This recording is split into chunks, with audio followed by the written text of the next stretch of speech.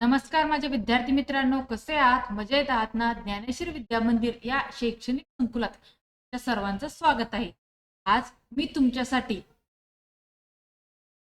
महापरिनिर्वाण दिन या दिवसासाठी 10 ओळींचं छोटं भाषण घेऊन आलेले आहे. हे भाषण तुम्ही तुमच्या वहीमध्ये लिहून घ्या. ह्याचा तुम्हाला शाळेमध्ये भाषणामध्ये नक्कीच उपयोग होईल. तत्पूर्वी ज्यांनी आतापर्यंत आपल्या ज्ञानेश्वर विद्या मंदिराला सबस्क्राईब केलं नाही अशांनी सबस्क्राईब करून घ्या व सबस्क्राईब समोर जे नोटिफिकेशन आहे त्याला हिट करा, जेणेकरून आपल्या चॅनलवरती अपलोड होणारे नवनवीन व्हिडिओज तुम्हाला पाहायला मिळतील. चला पाहूयात महापरिनिर्वाण दिनाविषयीचं 10 ओळीचं भाषण. माननीय उपस्थित मंडळींनो, आज आपण येथे महापरिनिर्वाण दिनाच्या पवित्र स्मरणार्थ एकत्र आलो आहोत. 10 डिसेंबर 1956 रोजी डॉक्टर बाबासाहेब आंबेडकरांचे महापरिनिर्वाण झाले. त्यांचे विचार आजही जिवंत आहेत. बाबासाहेबांनी स्वतःचा संपूर्ण जीवन प्रवास मानवमुक्ती, समानता आणि न्याय यासाठी अर्पण केला. त्यांनी सांगितले होते, शिक्षण हेच खरे शस्त्र आहे. आज आपण जी समानतामूलक लोकशाही जगतो त्याचा पाया आपल्या संविधानात आहे.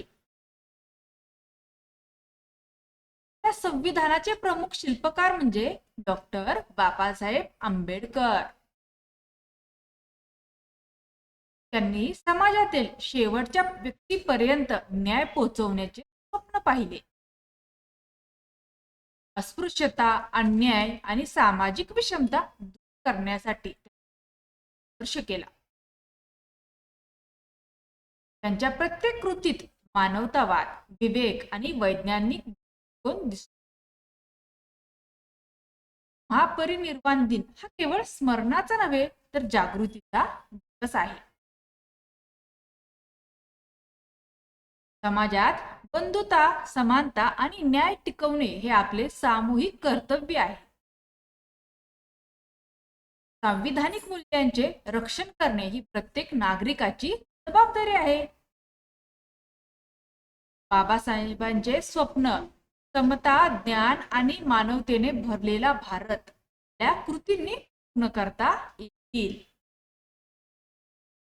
चला आजच्या या दिवशी आपण त्यांचे विचार अंगीकारून नवा संकल्प करू. जय भीम, जय महाराष्ट्र.